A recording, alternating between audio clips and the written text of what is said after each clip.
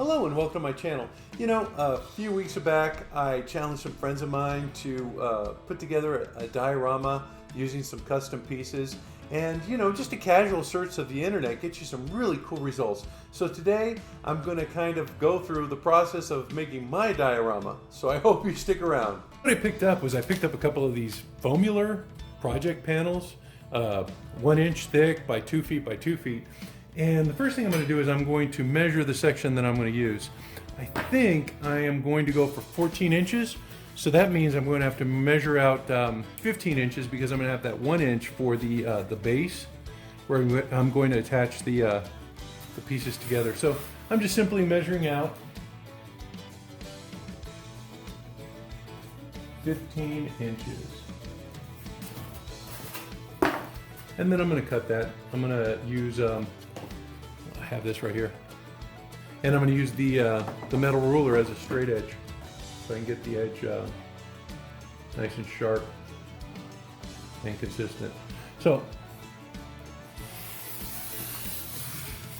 there's my line. I'm going to go ahead and take it out. I'm going to go ahead and cut it, and I'll be right back. Well, my hot knife didn't work because I wanted to maintain this piece here because I'm going to use it for my, I guess the cement, the pavement. So I was scrounging around for something to use, and we had just gotten these, I think at Walmart or whatever, for pumpkins. And it worked like magic. I was able to just reach in there and cut the straight line across. Again, I use the metal ruler as a guide, you know, that's why it looks straight and it's not all jaggedy. But yeah, you just get some little clamps, clamp that down, and you're able to cut the line in a pretty straight fashion. So I'm going to use my trusty rock, because what I'm going to do next is I'm going to put some, I guess, distressing on the piece, because I want it to look like a wall. So what I'm going to do is I'm giving it a little texture that I can work with, and just randomize the pattern. Make sure that it's not too consistent. And you know what, this rock has been around for a while. I've used it in many of my videos. It's just something I picked up outside. Now, I've seen people use tinfoil for this too, so I mean, you know, whatever works for you. Just as long as you get yourself a texture that you're happy with. Okay, I think I'm almost done here.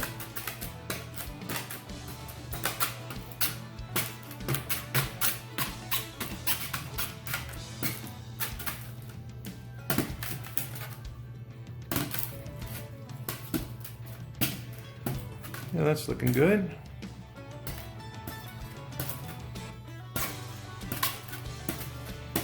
Right, I think I'm ready for the next step. Oh, hang on, let me get this edge. Don't want it to be too clean. I want it to be kind of like rounded a little bit.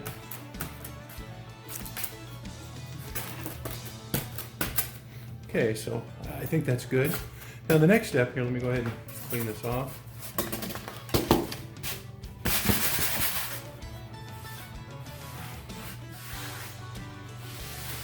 I'll try to get all that trash out before, you know, let me take care of it now.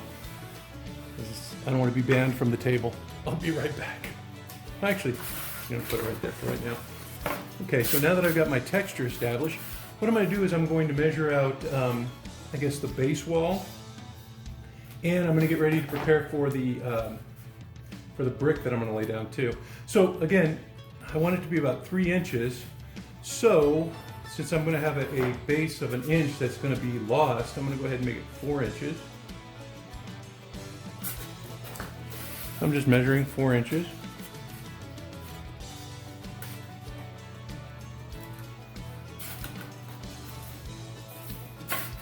And that's going to be the base of my wall.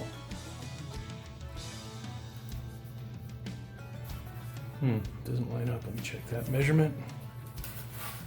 4.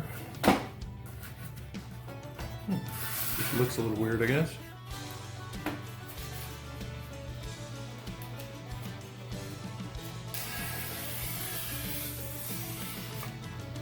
Okay, so now that I got that down, I'm going to go ahead and do my bricks. Those are going to be at every ½ inch increment.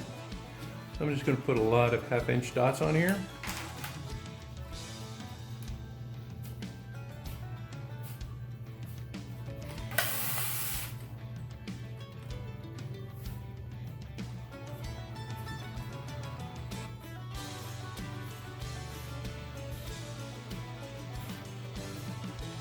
And I'm going to connect the dots on the other side. I'm going to save you guys the boredom of watching that. But I'm going to go ahead and do dots on the other side and connect them to the two, and I'll be right back with the next step.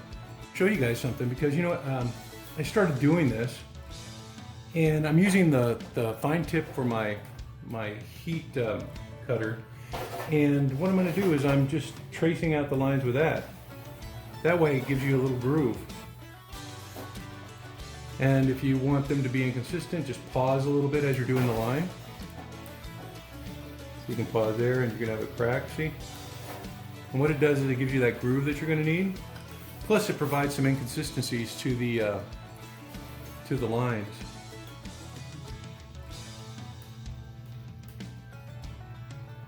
You just simply line up your ruler, go across, pause where you want an indentation,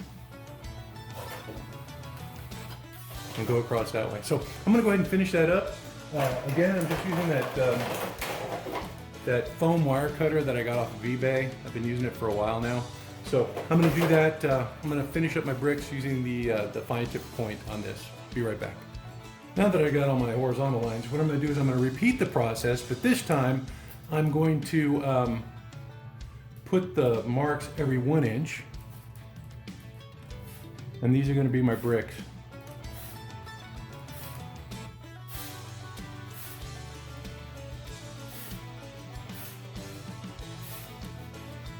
Just marking those every 1 inch. Oops, I made a mistake there. And I'm going to do the same process, but I'm going to skip a brick. All right, let me show you what I mean. I'm just going to do a couple on camera, and then I'll do the rest off camera.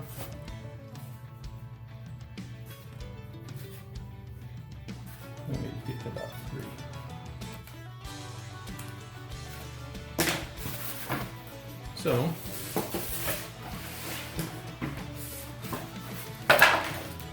using my hot knife again, I'm just going to skip bricks and line up the dots.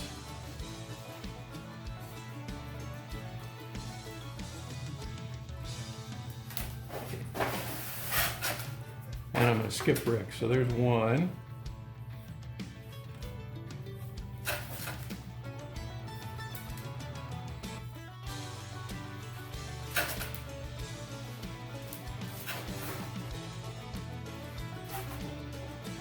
You know, this might not be the job, do the job for the, well, I don't know, it's not looking too bad.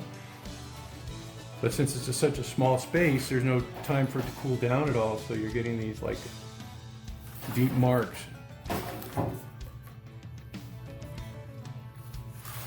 So I guess if you just do it lightly, it looks like I missed a brick over here.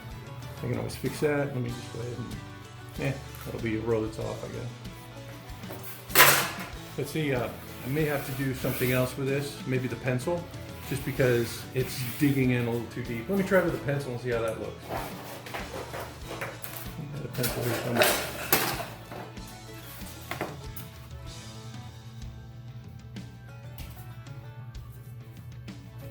Yeah, the pencil may be the way to go for these individual bricks.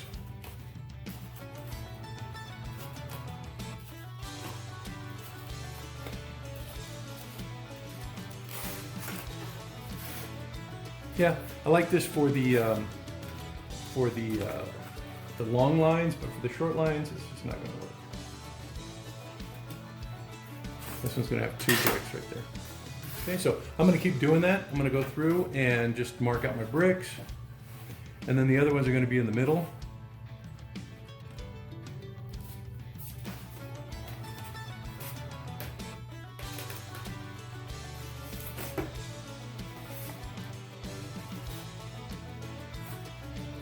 I think I'm going to have to measure those out. I don't think I'm going to be able to do it by eye. Let me just do one more row.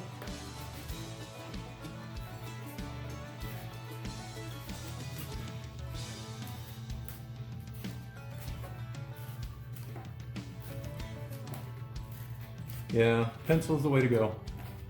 I mean, you can get deep enough.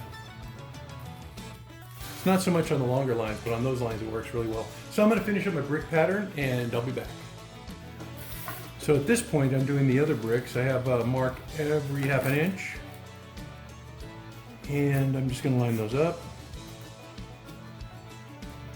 And I'm doing the other bricks. And this continues on just the same way it did with the first row of bricks. Just go on to the next one.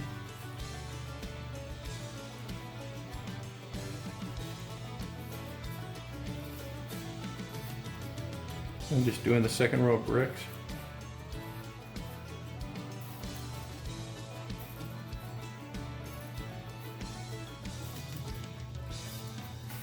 I'm going to continue on. I'm going to go ahead and do the rest of the pattern off camera.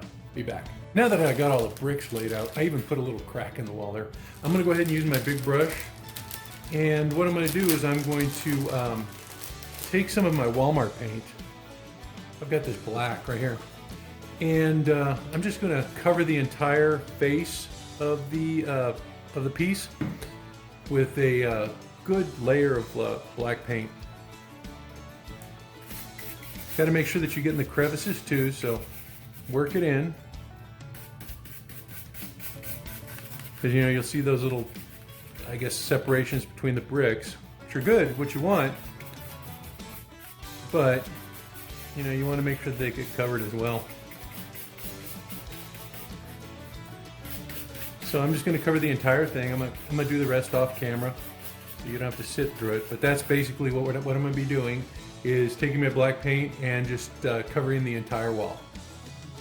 Okay, now that I got it covered with the black paint, I'm going to go ahead and I'm going to lay down the concrete, and I'm going to use this. It's a pewter gray. So let me just go ahead and squirt some onto my plate.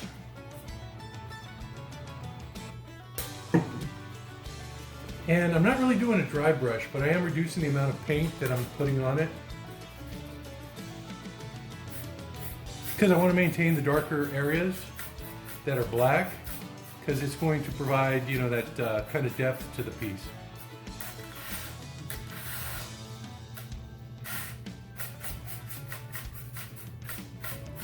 And I'm going to continue on with this.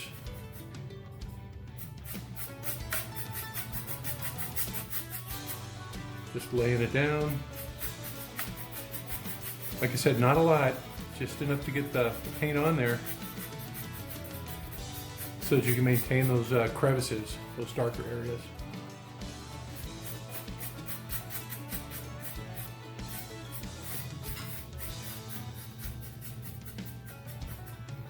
So that's a pretty good idea of what I'm doing. I'm going to go ahead and do the rest off camera, and I'm going to come back for the bricks. You know, I did want to show you how I'm maintaining a straight edge. What I have here is one of my picture envelopes from Walgreens. And if you just use it as like a border, oops, looks like I got a little bit. You can maintain a straight line. So that's what I'm doing, just to make sure that I don't go over too much into the brick part. I got the concrete done. I'm gonna go ahead and do the brick part. And for the brick, I'm using a color from Walmart. It's called Hot Rod Red. And then what I'm gonna do is I'm gonna do a dry brush of this one on there. It's flag red, just to bring out some of the vibrant red color. But I want this because it's a little darker than the traditional red. It looks like kind of like a clay, and that's what I'm going for with the paint. Again, I'm reducing it. Reducing the amount of paint that's on my brush.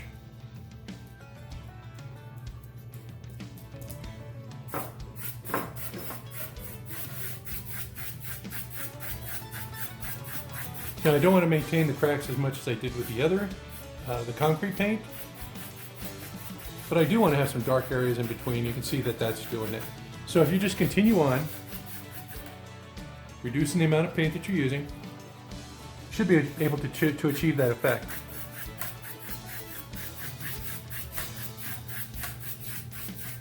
So that's how it's looking right now. Here I am using that technique again, just to try to get a straight line across. And you can see the brick, it's not even in its color, which is exactly what you want. You want lighter areas, you want darker areas, and I'm just going to accent those as well. You know what, I did get some paint in between the bricks, and what I'm going to be doing is, those that have a lot of paint in between them, I'm going to paint those white so it looks like grout. And I'm going to let this dry, and I'm going to put on the dry brush of the other red color. Now that it's dry, I'm going to take my other color, my flag red, and I'm going to put some in my plate. And this one I'm actually going to do a dry brush. I'm going to dip the tip in the paint, get rid of as much as I can, and then using my paper towel, get rid of the rest. Because all I want is a dry brush on this one. And you can see that's giving it sort of a brick appearance now. You can't put too much paint on this one because this one really has to be a true dry brush. So again, just the tip of my brush into my paper towel.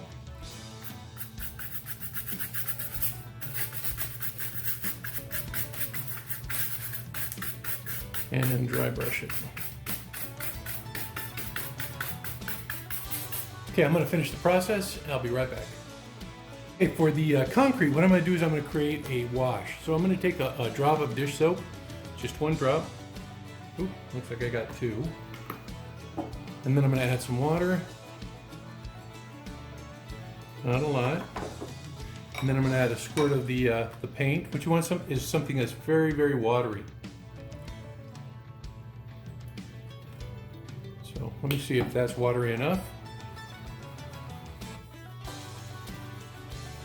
See, it should just drip down from the side of your bowl or your, I think that might be a little too dark. Let me add a little bit more water.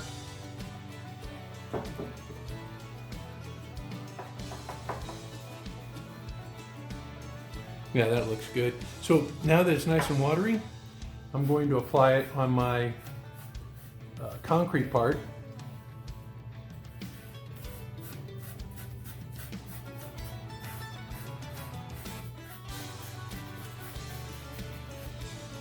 And then what I'm going to do is I'm going to take my paper towel, I'm going to dry it up so it gives me like kind of a splotchy, rocky, dirty concrete appearance. And let me pull that up so you can see it. So that's what I'm looking for. I'm looking for that instead of that. So let me finish that and I'll be right back. Now as my concrete's drying, what I'm going to do next is I'm going to take my flathead screwdriver and I'm going to punch in some of the bricks. I'm going to find a couple of random bricks and I'm just going to push them in. And see what that's going to do is it's going to give me the effect of, of actual bricks. They're not going to be as flat and consistent as, as they're looking right now. And so I'm going to punch in probably, 15, 20 of these bricks. And then when I'm done, I'm going to flip it over and I'm going to go the other way. And again, in about 15 or 20 of these bricks, I'm going to do it too. And I'm going to randomize it. So when I'm done, what I'm going to get is an effect that some bricks are uneven. You can already see it's starting to make it look a little bit more realistic. You can see the bricks popping in and out. So I'm going to be working on that. And then the next thing I'm going to do is I'm going to create some stairs and a landing for the next part of my diorama. Next thing I'm going to do is I'm going to work on my landing. These are some pieces I had left over. I cut them apart, cut them in half. And what I'm going to do is I'm going to measure them and cut them in half again, but lengthwise. And it turns out to be 10 inches long, so it's going to be 4.5 inches wide. Now, I'm just doing this to use my extra foam. If you don't mind buying some extra foam to use for this purpose, you can make them as wide as you want. But what I'm going to do now is after I cut them, I'm going to create steps. So give me a second, I'll be right back. Now that I got them all cut, what I'm going to do is I'm going to create my stairwell, or my stair and landing. And I find the best spacing between the steps is about 1.5 inches. So I'm going to measure out 1.5 inches and place my first one there. And then I'm going to glue it down, and then 1.5 inches, my next one. And then the last one, 1.5 inches. And there's my last step. And you can see that the steps are pretty well spaced. And I'm just going to use hot glue to get that done. And then you'll notice I have some stuff at the edge over here. I'm just going to take that and I'm going to cut it all off at the end once it's all glued together. but I'm gonna have to put this in a clamp and really get it stuck together. But that's basically the process for the steps, because what you're going to create is you're going to create a, let me move this forward so you can see it. You're going to create like steps with a landing up here. And then I'm going to have, I'm going to put a rail on this so that I can have a rail for the steps. It's going to come across in that way. I'm going to make that out of a wood dowel. So let me go ahead and get these together, and I'm going to have to get my wire cutter and cut them a little more, I guess, flush.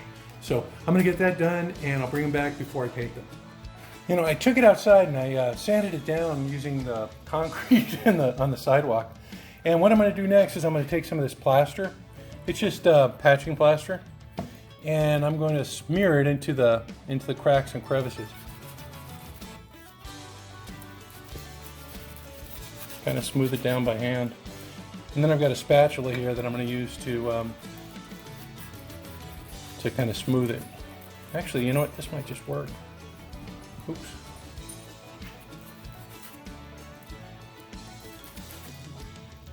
Actually, I think this is going to work. I don't think I'm going to use a spatula, because I want it to look kind of, you know, rough and uneven, like concrete.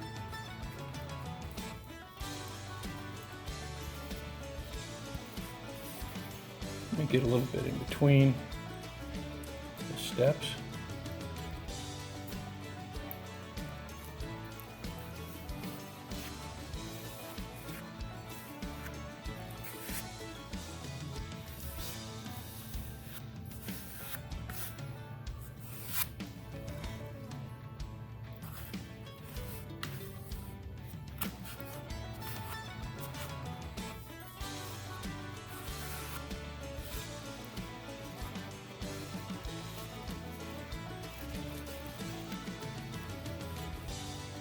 All right, I think that's good. I'm gonna clean it up a little bit and take it outside to dry. If my wife catches me with this, I could be in some serious trouble.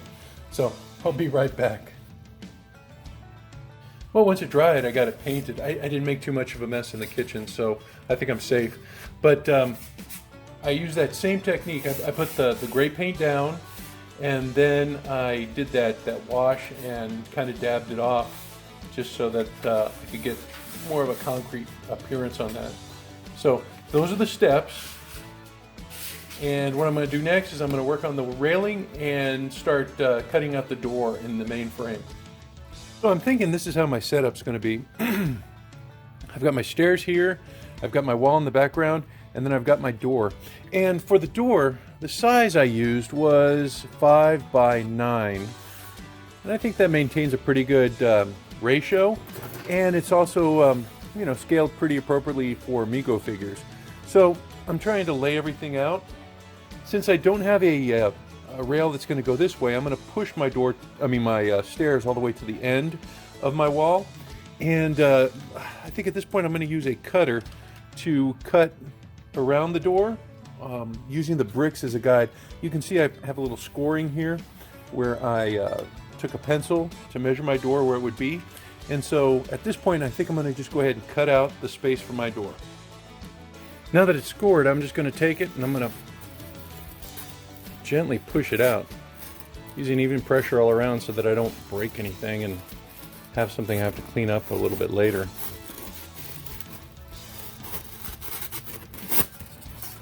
All right, so there's my door.